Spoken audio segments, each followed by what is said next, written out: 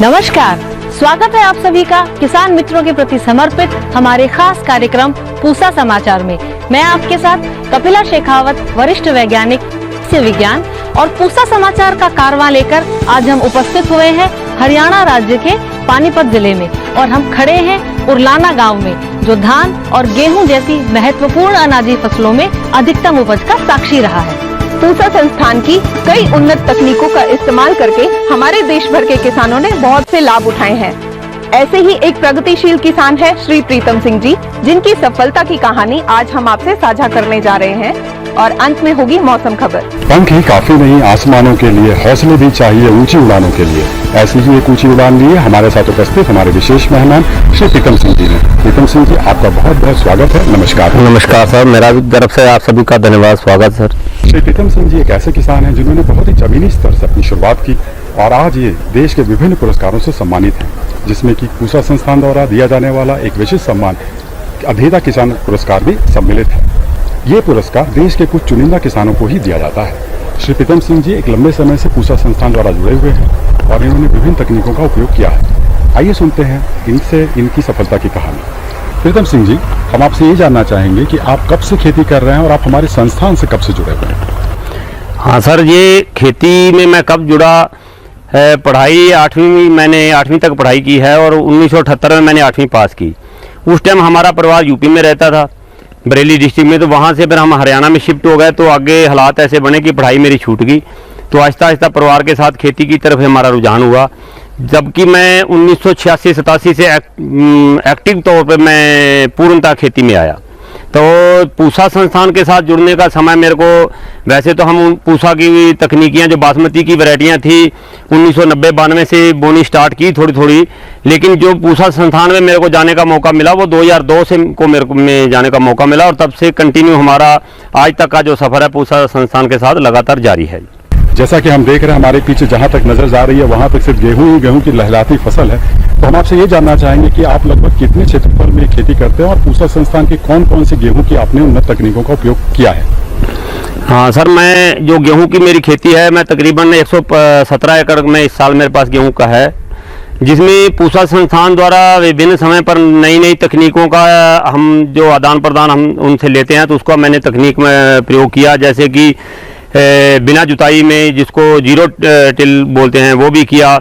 और पूरा जो धान का पुआल है उसको बीच में लेकर के हैप्पी सीडर से उसमें, जैसे पूसा संस्थान ने हमें एक वैरायटी दी CSW18, जिसको हम पूरे पुआल में बो सकते हैं, उसका हमने उपयोग किया। और पूसा की जो गेहूं की बहुत अच्छी अच्छी किस्में हमें मिली, जिसमें हमारा उत्पादन बढ़ा। जैसे कि HD 2967 2967 आई, HD 3086 आई, और उसके पहले हम लेट में 2851 भी बोते रहे। अब जैसे आगे नेक्स्ट में 3226 आ गई, 3271 आ गई। अब लेट बोने के लिए 3298। पूसा ने बहुत अनेकानेक एक से बढ़कर एक हमें किस्में दी, जिसका कि हमें बो करके हमें अच्छा उत्पादन मिला और हमारी तरक्की का राह आसान हुआ। जैसा कि अभी आपने बताया कि आपने उन्नत किस्मों का उपयोग किया, उन्नत तकनीकों का पूसा संस्थान का उपयोग किया और आपको काफ़ी लाभ मिला, लेकिन हम ये भी जानना चाहेंगे कि जो आपको पहले उत्पादन मिलता था और जब आपने हमारी तकनीकों का उपयोग किया तो आपको उसमें कितनी वृद्धि हुई? हाँ जी सर, ये आपने अच्छा सवाल किया। तो जो पहले हमारा उत्पादन होता था पुरानी वैरायटियों से 15 क्विंटल 16 क्विंटल, जिसको देसी भाषा में हम 40-42 मन बोल देते थे, तो आज जैसे कि नई नई तकनीकें आ रही हैं, उनका उपयोग करके हर साल हमारा कुछ ना कुछ बढ़ोतरी हो रही है। तो जो उस उत्पादन को हम, जो हमारा 15-16 क्विंटल था, उसको हम 28-29 क्विंटल तक भी ले जा पाए हैं। तो ये नई नई तकनीकियों के बदौलत हुआ है। तो जब उत्पादन में वृद्धि हुई तो फिर जब आप उसको मार्केट में लेकर गए और बेचने की कोशिश करी, तो आपका क्या तरीका है इसको मार्केट में ले जाने का? हाँ सर, यहाँ मैं किसान भाइयों को कहना चाहूँगा कि मेरा किसानों से थोड़ा हटके है। हटके क्या है कि मैं जब खेती में जो मेरी लागत की चीज़ें हैं, फर्टिलाइज़र लाना है, दवाइयाँ लाना है, मैं खुद भी यही करता हूँ और दूसरे लोगों को भी यही कहता हूँ कि जो आपने खेती में इनपुट लगाने हैं उसको थोक में लेके आओ। जब थोक में लेके आएंगे तो हमें कम रेट में मिल जाएंगे। इसी तरह मैं किसानों को बोलता हूँ कि अगर आपको बेचना आता है तो उगाओ, अगर आपको बेचना नहीं आता तो आप मत उगाइए। मैं उस किसान फसल को दूसरों की तरह ऐसा नहीं कि जाया और मंडी में डाला है। हम उस फसल को अपने घर पे लाते हैं, सारा स्टॉक करते हैं, फिर उसकी क्लीनिंग करते हैं, साफ़ सफाई करते हैं, और जब भी बेचते हैं हम उसको परचून में बेचते हैं, ना कि थोक में बेचते हैं। जो खेती में लागत की चीज़ें हैं वो मैं थोक में लेके आता हूँ, जो मैं अपनी फसल उसको परचून में बेचता हूँ, तो वहाँ मेरे को मुनाफा काफ़ी अच्छा हो जाता है। अब ये भी हम जानना चाहेंगे आपसे कि जो आपका प्रोडक्शन होता है, आप इसको सिर्फ अनाज के रूप में मार्केट में बेचते हैं या आप इसको बीज के रूप में भी कुछ करते हैं? हाँ सर, मैं जो मेरा उत्पादन होता है, मेरी खेती देखने के लिए जब जैसे हम पूसा संस्थान से जुड़े तो विभिन्न समय पर पूसा संस्थान के अनेक वैज्ञानिक मेरे यहाँ आते रहे।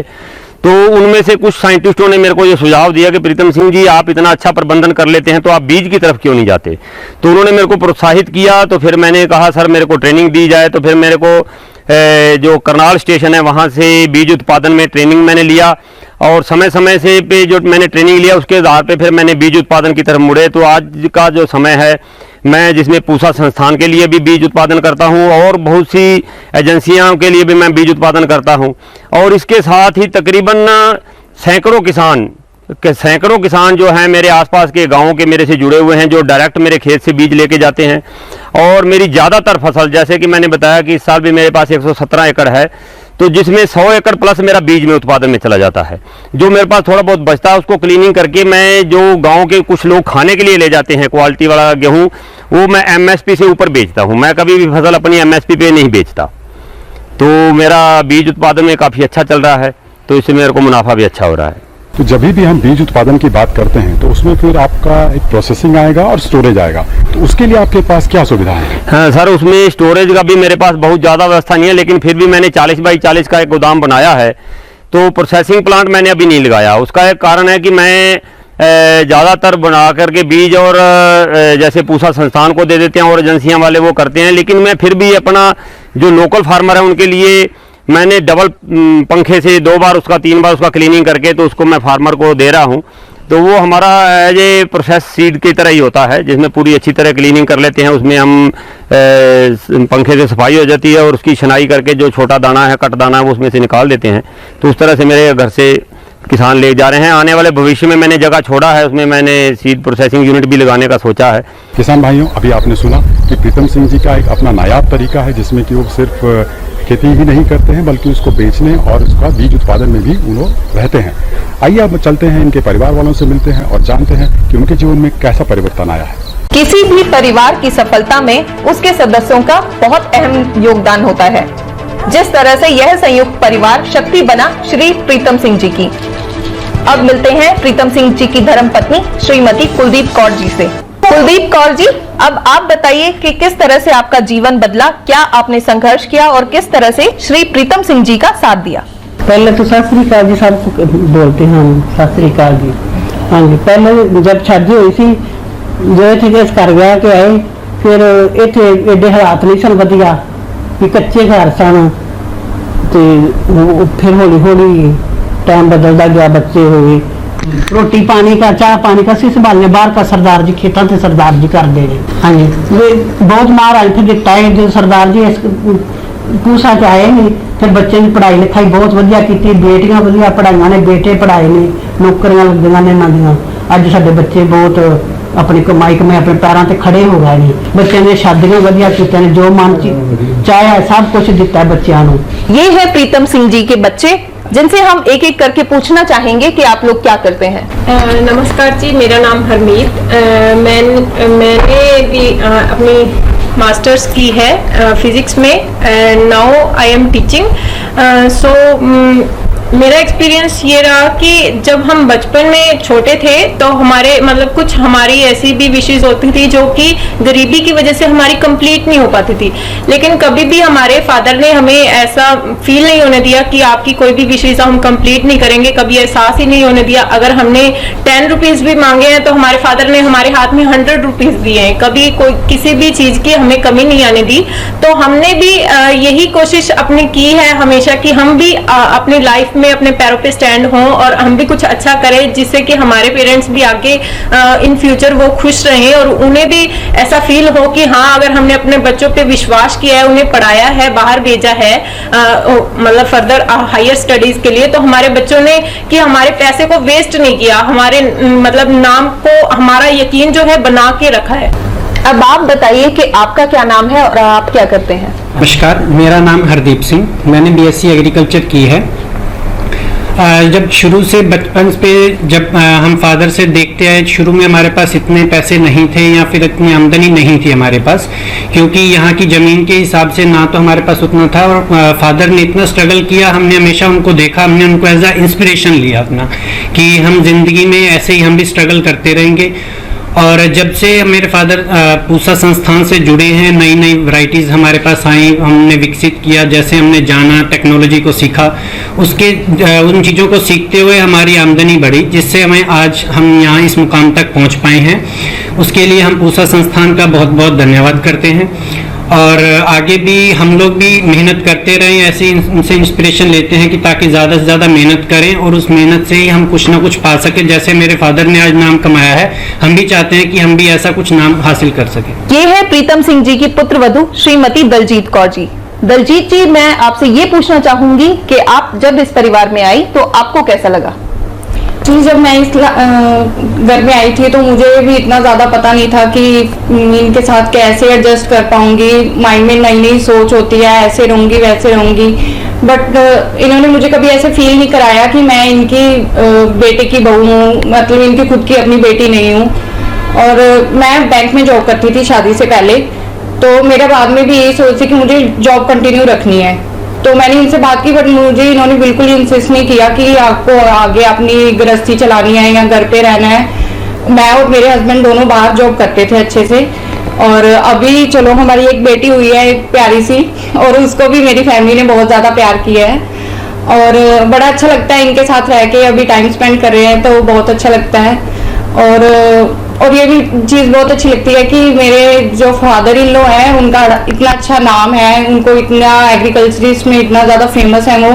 यहाँ पे इतने बड़े बड़े लोग आते हैं, कुछ जिनको मैं जानती भी नहीं थी, जिनके बारे में मैंने सोचा भी नहीं था कि मैं कभी उनसे इंट्रोड्यूस कर पाऊंगी, बट इन्होंने मुझे मोस्टली इंट्रोड्यूस करवाते हैं उनके साथ। तो ये चीज़ मुझे बहुत अच्छी लगती है और बहुत खुशी मिलती है, और इसलिए ये चीज़ चाहती हूँ कि मैं भी आगे इस चीज़ में ऐसे ही कंटिन्यू रखूँ और मुझे ऐसे ही प्यार मिलता है।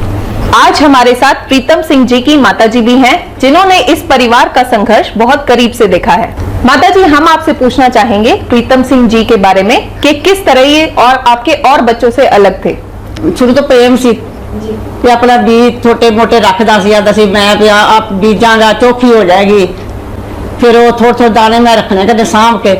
बच्चे का होंगे फिर पत पूछना एक तू मैं आ चीज दी सी किथे, फिर मैं सामभ के रखने सामने मैं धर छड़ फट्टी धर के ना भिड्डियां के उत्ते, तो उत्ते फिर निक्की निक्की शीशियां चका छड़ियां। मैं जिले ने आना पूछना तो मैं आखना वो पे सामने तेन धरे ने, जेड़ी शर्त पूछनी मैं वो सामभ के रखती सा, मैं गुआंदी नहीं सा। बच्चियां चीज भी बच्चा फिर पता कि जिद करे, फिर वैसे ना कमाने में शौक होंदा सी पहले तो, चलो परमात्मा ने शौक का पूरा किया है। ये है प्रीतम सिंह जी का संयुक्त परिवार, जो उनकी सफलता के इस सफर में उनकी एक शक्ति बना है। सफल किसानी बिना उन्नत भारत की परिकल्पना भी नहीं की जा सकती। प्रीतम सिंह जी एक ऐसे ही सफल किसान हैं, जिन्होंने अपने साथ जुड़े अन्य लोगों को भी प्रगति का रास्ता दिखाया।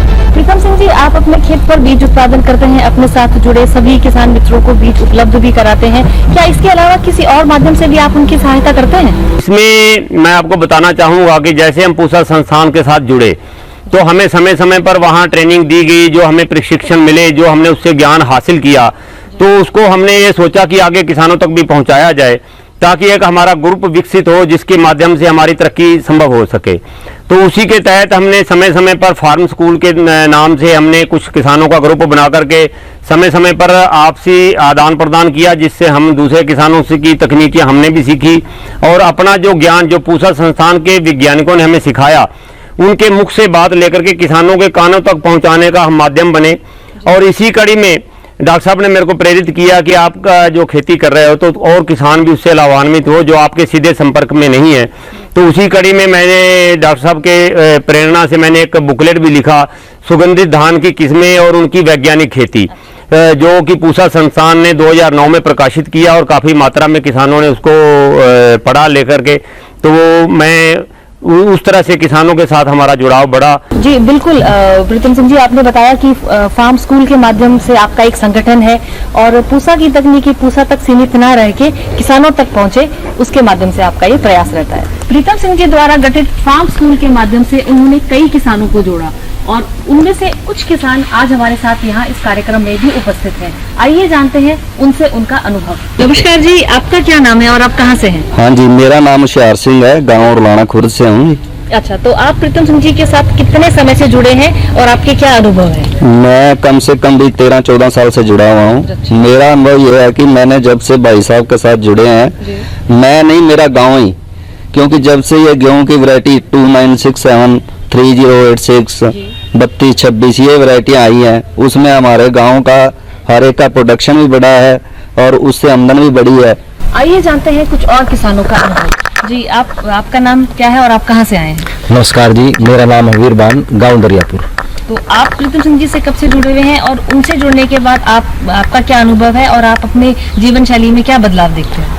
मैं जी प्रीतम जी से 2010 से जुड़ा हूँ और जो भी ये पूसा से नए नए बीज लाते हैं, जैसे 2967 है, 2851 है, 3226 है, ये जो भी नई वैरायटी है वो हमको उपलब्ध करवाते हैं पूसा से। जो ये बीज बनाते हैं ये हमको आगे किसानों को बांटते हैं और हम वो अपने खेत में लगाते हैं। उससे हमें देखा है कि दूसरी वैरायटियों के मुकाबले काफ़ी मुनाफा मिलता है और उससे लाभ भी होता है। सभी किसान मित्रों ने बताया कि पूसा की उन्नत तकनीकों और उन्नत प्रजातियों से सभी को फायदा हुआ है। आपका क्या नाम है और आप कहाँ से आए हैं? नमस्कार मैडम जी, मेरा नाम विजेंद्र सिंह है और मैं गाँव उरलाना कला से हूँ और पिछले 8-10 साल से हम प्रीतम जी से जुड़े हुए हैं। तो इसके बाद आप पहले कुछ प्रजातियां जो है आप अपने खेत पे उगाते थे। हाँ जी। प्रीतम सिंह जी से जुड़ने के बाद में आप पूसा संस्थान की किस्में लेने लगे हैं। हाँ जी। तो कोई अंतर है दोनों की उपज में या आपके मुनाफा में कितना बढ़ोतरी हुई हो? हाँ जी मैडम, दोनों की उपज में बहुत अंतर आया है। पहले हमारा 17-18 क्विंटल तक अनाज निकाल पाते थे, गेहूं की वैरायटी जो पहले थी, तो अब हमारी 23-24 क्विंटल तक भी निकाल रहे हैं जी। तो जो उन्नत किस्में आई हैं इनका बहुत लाभ हुआ मैडम हमारे को। आइए बात करते हैं कुछ अन्य किसानों से। आप कहाँ से आए हैं और आपका क्या नाम है? नमस्कार जी, मैं गांव उरलाना कला से आया हूँ। पहले उरलाना खुर्द में रहते थे, अब कला में चले गए हैं। तो हम प्रीतम जी से 2014 से जुड़े हुए हैं जी। पूसा संस्थान में कभी आने का मौका मिला आपको? हाँ जी, ये प्रीतम सिंह जी हमारे को बताता है, ये बस लेके जाते हैं जी, आए मार्च महीने में। अच्छा। जब भी मेला लगता है वहाँ जी, तो वहाँ हाँ जी पूषा विज्ञान मेला लगता है, वहाँ हम जाते हैं। वहाँ हमारे को नई नई प्रजातियों के बारे में पता लगता है और इन्होंने बताई है और इनसे हम ले गए अपने खेत में उगा के, तो बढ़िया प्रोडक्शन मिलता है हमारे को। किन किन किस्मों से आपको लगता है कि ज्यादा उत्पादन क्षमता है? आजकल आप कौन सी किस्में अपने खेत में ले रहे हैं? ज्यादा तो ये 2967 ही है यार, ये 3086 है यार, ये 2851 है, 36 वैरायटी इसमें बहुत बढ़िया है। आज इस कार्यक्रम में हमारे साथ प्रीतम सिंह जी के 2 भाई भी जुड़े हुए हैं। आपका क्या नाम है? मेरा नाम जसबीर सिंह है जी। जी, और आपका नाम? मेरा नाम मलकीत सिंह है जी। प्रीतम सिंह जी तो बहुत समय से पूसा संस्थान से जुड़े हैं, तो आप अपने घर में आपका जो आपने जो प्रगति की, आपने कहाँ से शुरुआत की और अब आप अपने उसमें क्या परिवर्तन देखते हैं? हम तो परिवर्तन ये देखते हैं जी, हम तो प्रीतम सिंह के साथ साथ उसके साथ जुड़े हुए थे। अब आस्ते आस्ते तरक्की हो रही है कुछ। पहले हमारे पास कुछ भी नहीं था जी। अब तो भगवान ने सब कुछ दे रखा जी। जी, तो हाँ जी। मतलब खेती शुरुआत में कितनी थी? अब पहले शुरुआत में तो खेती हमारे पास बहुत कम थी। अच्छा। अब तो ठेके ठुके पे लेके कुछ काम करते हैं बाहर का, मैं कुछ तरक्की होने लग गई। जी। फिर ऊपर वाले ने दिया तो अब तो जमीन बढ़ा दी हमने, अब वो भगवान ने कोठी भी दे दी हमारे को। आपका लंबा अनुभव है, जैसे आप शुरुआत में मान लीजिए किस तरह के आपके पास खेत के इम्प्लीमेंट्स थे, आपने कैसे शुरुआत? पहले तो बैल थे हमारे पास जी। अच्छा, तब से आप हाँ, जी। पहले बैल थे, बैलों से गहाई करते थे गेहूं की भी। अब तो भगवान ने ट्रैक्टर दे रखे हैं, ट्राली है, सब कुछ है, उसी से तरक्की हो रही है जी। जी। हाँ जी। मुख्य बात तो यही है कि हमको उन्नत किस्में मिली, उन्नत तकनीक। हाँ, उन्नत किस्में मिली हमको, जो गेहूं की और धान की, उसी से हमारी कुछ तरक्की हुई। पहले 11-21 थी, उससे बहुत लाभ होया। अब 1509 है, जो सब इसी से मिलजुल के काम चल रहा है जी। जी, तो आप हमारे इस कार्यक्रम के माध्यम से आपको और भी बहुत किसान भाई देख रहे हैं। हाँ जी, तो बहुत आते हैं जी हमारे यहाँ देखने के लिए, हमारी फिर फसलों के लिए देखने के लिए। अगर आप कोई संदेश देना चाहें तो आप बताएं। हम तो कह रहे हैं वो सब जने जुड़े उससे पूसा से जी, तभी बात बनेगी, तभी देश कुछ खुशहाल होगा ना, ऐसे थोड़ी बात। जुड़े संगठित हाँ जी, हाँ जी, हाँ जी। प्रीतम सिंह जी, जसबीर सिंह जी ने भी बताया कि किसानों को अब संगठित होने की आवश्यकता है और संगठन में ही बल है, तो क्या इस दिशा में भी आपके कोई प्रयास हैं? हाँ बिल्कुल, वैसे तो प्रकृति का नियम है कि तरक्की करना, growth is a central law of human nature.